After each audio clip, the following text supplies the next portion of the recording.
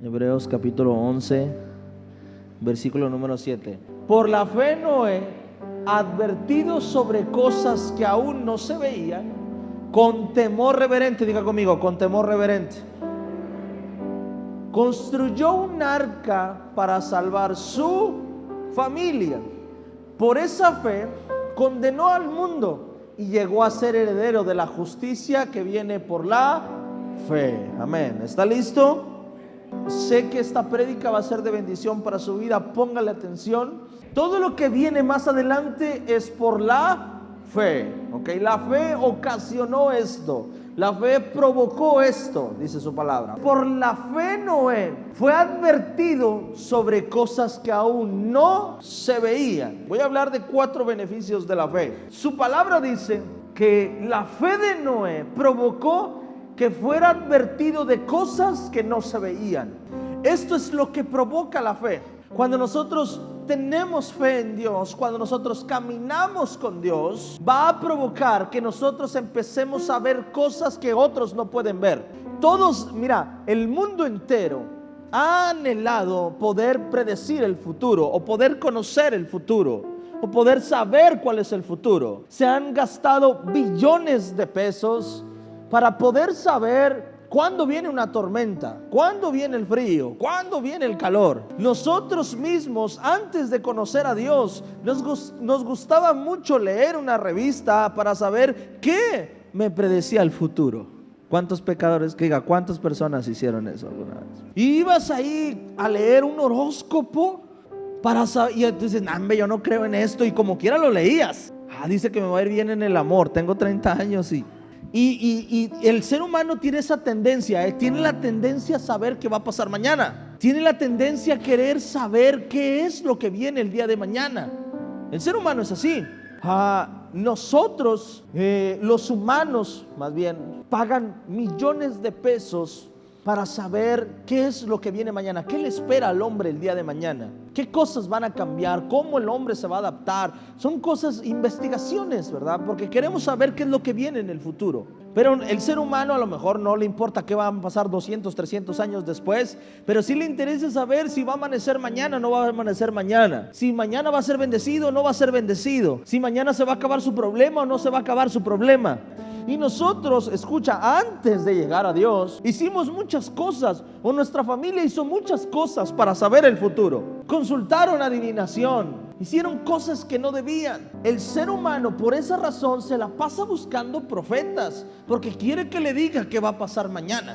Pero te voy a decir una cosa, si nosotros hiciéramos las cosas como debemos hacerlas, no tendríamos que buscar ningún profeta para saber qué es lo que viene mañana.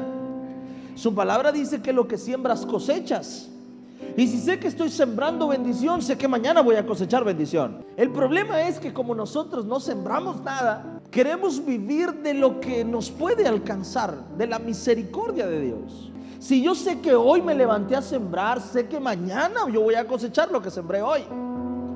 Si no me levanté a sembrar, entonces voy a andar buscando que alguien me diga que viene mañana para mí. Si va a venir el vecino y me va a dar algo, si me voy a sacar la lotería mañana. Pero el que está seguro de lo que ha sembrado en los días de su vida, estará seguro de lo que va a cosechar mañana. Cuando una persona empieza a caminar en fe, hay una promesa de Dios y dice, sabes, cuando empiezas a caminar en fe, vas a ser advertido de cosas que no ves y que no sabes que vendrán.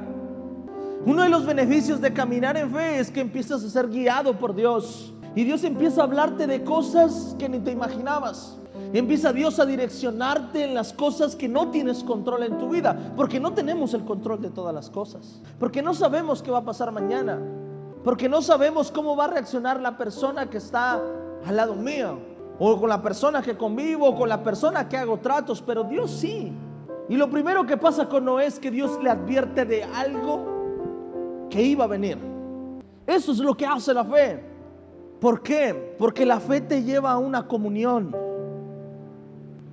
El yo creer en Dios me lleva a la comunión con Dios. El yo creer en Dios me lleva a la relación estrecha con Dios. El no tener la fe en Dios me lleva a no tener una relación estrecha con Dios. Por eso muchos de nosotros nos cuesta orar, porque no tenemos una comunicación estrecha con Dios. porque no creemos que nos escucha o no creemos que Él nos pueda hablar. Pero cuando hay fe, hay comunión. Una señal de que me falta fe es porque me falta comunión. Dice la Biblia, por la fe, diga conmigo, por la fe, Noé fue advertido por Dios. Por la fe Dios le habló y él lo supo escuchar. ¿A cuántos de nosotros Dios nos ha hablado y ni nos hemos dado cuenta que Dios nos había hablado? O lo escuchamos y lo ignoramos, y después hicimos nuestra voluntad y ahora decimos, chin, ¿por qué? Dios me estaba hablando y lo ignoré. La segunda cosa que provoca la fe, número uno, es que te anticipa o te habla o te informa lo que Dios tiene preparado para ti. Pero el número dos, la segunda cosa dice es, diga conmigo, con temor reverente. La segunda cosa que provocó la fe en Noé, ¿sabes qué fue? Un temor reverente. Y aquí me voy a enfocar un poquito más, ¿ok? ¿Qué hace la fe? La fe te permite escuchar a Dios. Dos, provoca que salga de ti un temor reverente. Cuando no hay temor reverente, hay falta de fe. Amén. Cuando hay fe, hay temor hacia Dios. Amén. Hace tiempo yo hice un ejemplo, hice hasta un video, he hecho como 2 o 3 videos sobre que la persona no peca porque sea débil, que la persona peca porque no cree en Dios. Y lo que nosotros pensamos es que pecamos porque somos débiles, pero no es así. Nosotros pecamos porque no creemos en Dios. Amén. Más bien somos débiles porque no creemos en Dios. Amén. Cuando una persona peca es cuando está sola. Cuando está sola o cuando está con un cómplice. Pero cuando está con alguien que representa una autoridad, para él no pecaría. O usted, si quiere robar, esperaría que llegara la policía para empezar a robar. El pecado se comete en la ausencia de alguien que tenga la autoridad moral para reclamármela. Pero ¿qué pasa cuando alguien viene y ejerce su autoridad? ¿Cómo es? Te para un tránsito y le dice, écheme la mano. Y él dice, ¿cómo que te echo la mano? ¿De qué estás hablando? No, nada. Esto es lo que pasa en la fe. Es lo mismo, es igual. Cuando de verdad creemos en el Dios santo y recto, yo no negocio con Él mis debilidades. Escuche lo que le estoy enseñando hoy. Yo no le digo al Señor, Señor, es que tú sabes que soy carne, échame la mano. ¿Sabes quién es el único que te puede echar la mano? El que también es débil. Pero mi Dios no es débil. Mi Dios es recto, santo. Entonces, cuando yo creo que mi Dios es recto y santo, y no solo eso, que está conmigo siempre, cuando yo creo que Él camina a mi lado, voy a sentir que hay una autoridad espiritual al lado mío en todo momento y me va a llevar a caminar de una manera recta. Por eso Noé, dice la Biblia, desarrolló por su fe. Fue avisado de cosas, pero también por su fe tenía un temor reverente. Dice la Biblia que Noé halló gracia delante de Dios, por eso Dios lo eligió, por la fe. En pocas palabras, Noé era un hombre recto por la fe. Noé sabía, o Noé sí creía, que Dios estaba en todas partes. Noé vivía en un tiempo donde todos eran malos. Noé vivió en un tiempo donde todos caminaban en pecado. Dios se enojó tanto, amén, que decide destruir el mundo. Pero en ese momento hubo gente que se burló de Noé, que hablaron de Noé, pero en ese momento Noé sabía, o él creía, o él tenía la fe para creer que Dios lo estaba viendo desde el cielo. Y eso fue lo que lo llevó a él a tener un temor reverente. Si Noé no hubiera creído que hay un Dios en el cielo, todopoderoso, un Dios creador del cielo y de la tierra, si Noé no hubiera creído, también hubiera pecado. Pero por la fe Noé decía, Dios me está viendo. Por la fe Noé decía, tengo que caminar recto, no solo por mí, por mis hijos y los hijos de mis hijos. Entonces te das cuenta que te falta fe cuando crees que Dios no está en todas partes, cuando crees que te puedes ocultar de su presencia, cuando crees que puedes hacer cualquier cosa y que Dios no lo ve. Ahora, cada quien decide creer lo que quiera creer, pero por esa razón eres débil. Por esa razón nos cuesta. Te voy a decir algo, cuando estamos aquí en la iglesia, cuando estamos alabando y adorando, no sé qué pasa en nuestra vida, que es como si fuéramos otras personas en la iglesia. Nuestra mente se desconecta de allá afuera y puedo caminar en santidad esa hora que estoy aquí en la iglesia, porque estás en una comunión con Dios. Cuando te llevas esta fe a tu casa y entiendes que Dios está en tu negocio, cuando entiendes o crees que Dios está en todo lo que tocas, también vas a poder ser fuerte y no ser tan débil. El problema es que se acaba la iglesia, nos vamos y nos olvidamos de que Dios está ahí con nosotros. Cuando estamos ahí en la noche dormidos o a punto de dormir, y si creo que Dios no está ahí conmigo, velando de mí, que no ha puesto a sus ángeles a velar conmigo, entonces voy a tener temor, entonces voy a ser débil, entonces voy a claudicar en la fe. Cuando empiezo a caminar en fe, yo creo que mi Dios no me abandona. No creo que Dios diga, ay, se me fue y ya no lo alcancé. Si me muevo a derecha, Dios camina a derecha, porque Él está en todas partes, es omnipresente. Cuando sé que Dios camina conmigo, empiezo a caminar por donde nadie caminaría. Por esa razón, cuando Dios habla a mi corazón y me dice, métete ahí, me meto. Y aunque haya delincuencia, aunque haya narcotráfico, aunque haya lo que, si Dios me dijo que me metiera, es porque Él va conmigo. Y si Él va conmigo, pase lo que pase, Dios me va a dar la victoria. ¿Está conmigo? Ahora, ¿qué es tener temor reverente, pastor? ¿Cómo manifiesto yo el temor reverente? Ok, vamos a verlo. Proverbios capítulo 8, versículo número 13. El temor de Jehová es aborrecer el mal, la soberbia y la arrogancia, el mal camino y la boca perversa aborrezco. El temor de Jehová es, diga conmigo, aborrecer el mal. Y después especifica la soberbia, la arrogancia y el mal camino y la boca perversa. La segunda cosa, ¿qué es temer a Jehová? No creerte más sabio que Dios. Temor a Jehová es no brincar la autoridad de Dios, es no sentir que no lo necesito, creerte sabio en tu propia opinión, vivir la vida como si no existiera, vivir la vida como si no fuera tan sabio, como si tú fueras más sabio que Él. Tener temor de Dios es entender que no soy más sabio que Dios. Y solo la persona que es sabia, si yo reconozco, escucha esto, que alguien es más sabio que yo, me voy a poder someter. Solamente si yo reconozco que alguien es más sabio que yo, voy a poder obedecerlo, voy a poder hacerle caso. Creerte más sabio que Dios te va a llevar a no quererte someter a Dios. Y a lo mejor aprendes rápido, pero vas a aprender a trancazos. Y hay otros que ni a trancazos aprenden, tropiezan una y otra vez con la misma piedra. Le voy a dar un ejemplo de cómo a veces somos tan soberbios. Llegamos delante de Dios y le decimos, Dios, traigo este problema, nada más ayúdame con esto. Eso es ser soberbios.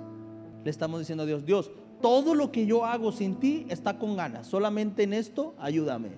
Porque a veces le decimos a Dios, venimos solo por la necesidad. Y decimos, Dios, solo resuélveme esta bronca.